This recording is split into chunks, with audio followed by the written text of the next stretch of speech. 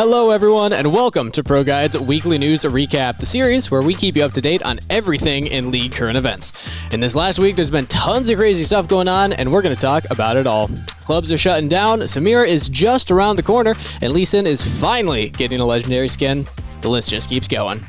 To start off our segment for this week, we'll start with what everyone is most excited about. Now, most of us already know about the item system changes that we're going to be receiving in preseason for 2021, but for those who don't, the TLDR is that 1/3 of items are being left as they are, 1/3 are being updated, and 1/3 are being completely removed and replaced with brand new items. The overall goal of this update is to clean up the item choices by adding more options while getting rid of unintuitive and overlapping items. But what's really exciting about this item update is that we're getting an entirely new set of items called MYTHIC. These items are tailored to, but not limited to, different champ types, and help to either cover the weaknesses or enhance the strengths of those champs.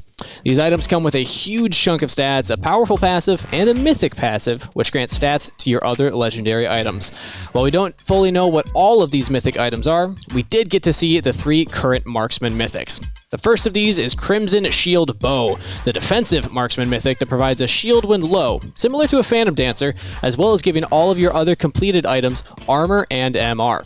The second of these items is Behemoth Slayer. This is the purely offensive option for when you just need to dish out big DPS. It makes every third attack do tons of extra true damage and gives your other completed items extra crit damage. The third and final item is Gale Force. This item is a bit more focused on utility, with its active giving you a dash, somewhat similar to Proto Build. Instead of offensive or defensive stats, this one gives your other completed items movement speed. Mark Yetter on Twitter has also said that the fighter class mythics will allow you to choose between sticking power, tank breaking ability, and stronger dueling.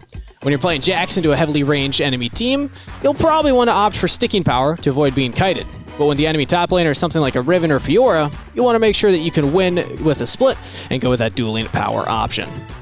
Those item changes are still kind of far off, with our current season still having a couple of months left to go. What isn't too far off, though, is SAMIRA'S release. As we've already covered on our channel, she's been on PvE and is most likely going to be launching with patch 10.19.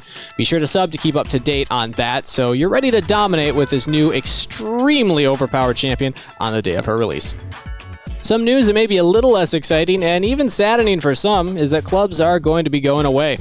While the loss of club tags and chat rooms may be a bummer, Riot gives some solid reasoning. The main issue with clubs is a technical one. Due to issues with the third-party software being no longer supported by its original developer, Riot has had to constantly patch holes and fix issues themselves, but it's pretty much been a bunch of band-aid solutions. Over time, technology degrades when it's not fully updated. The only real solution would be to scrap the current system for a fully new, rebuilt one, but with that in mind, the devs have to ask themselves if it's really worth it to put the time and effort into the social aspect of League. Ultimately, the answer is no.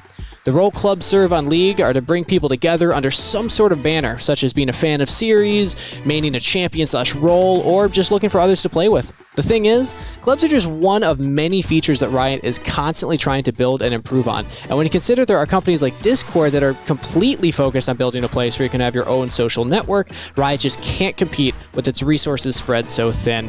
In their announcement regarding the end of clubs, they even specifically suggest that club members transition to using Discord, since Discord servers are really just more fully featured clubs, with the ability to screen share, voice chat, and more. As part of this transition, Riot will be partnering with Discord to help ease the transition and keep communities together.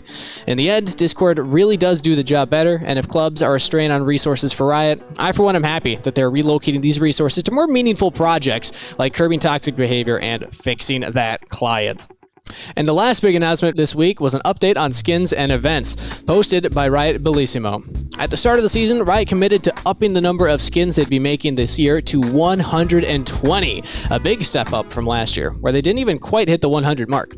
Despite the COVID-19 pandemic, Riot has worked hard and transitioned to working from home, and has not just met, but even exceeded their goal. And they're on track to be releasing nearly 140 skins by the time 2020 comes to a close.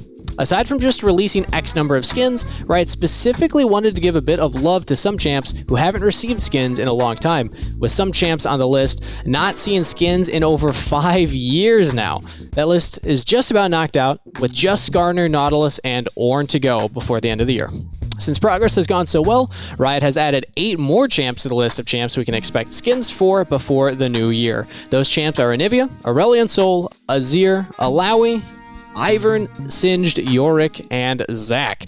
In addition to those, we're going to be seeing some skins for high play rate champs. Lee Sin is the first in line, with the Blind Monk getting a legendary skin that's part of the new Dragon Mancer thematic.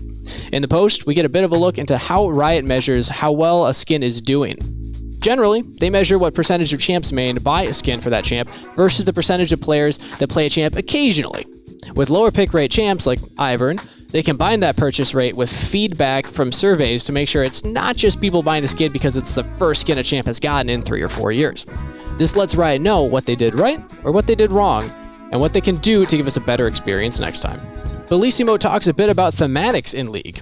In the early stages of League, it definitely felt like skins were just a cosmetic for a champ and nothing more. At the time, there was an entire line of skins, and that was it. Now skins come out as part of a thematic that includes an entire alternate universe with characters and stories.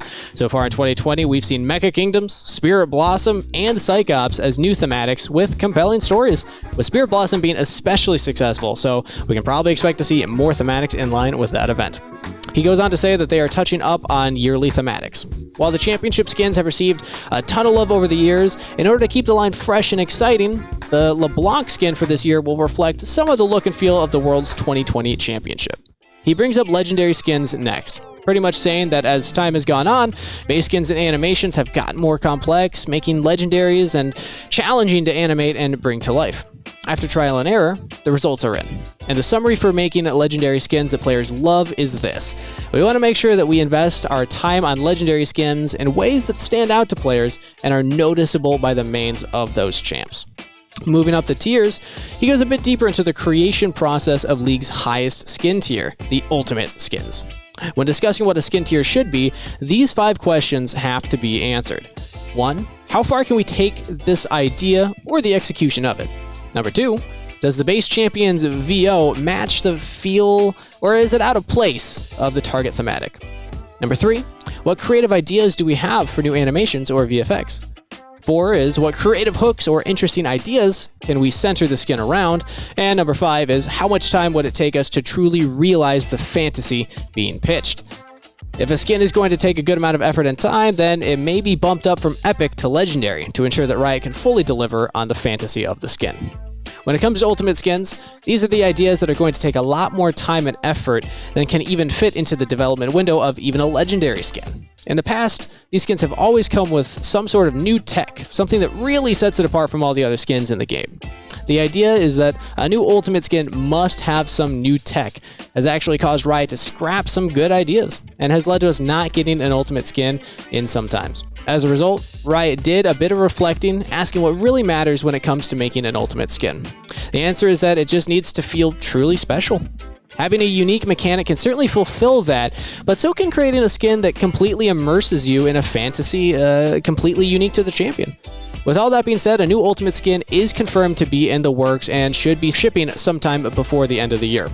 This new skin will have some new tech to it, but that won't always be the case going forward. As a bit of a quick recap on events, in 2019, player sentiment was that event quality had declined over time, so Riot made the goal of making events more rewarding, novel, and memorable for 2020. One promise was to include a game mode with each event, which we have seen with both Nexus Blitz and One for All, which helps to spice things up a bit. So far, Riot has done really well with keeping their promise to improve events in 2020. Spirit Blossom was a unique, very over-the-top event, with it even having an out-of-game experience during the Spirit Bonds event. Since that particular event took almost a year to produce, don't expect every event to be up to this standard. But it has been confirmed that something of this caliber is being planned for the future.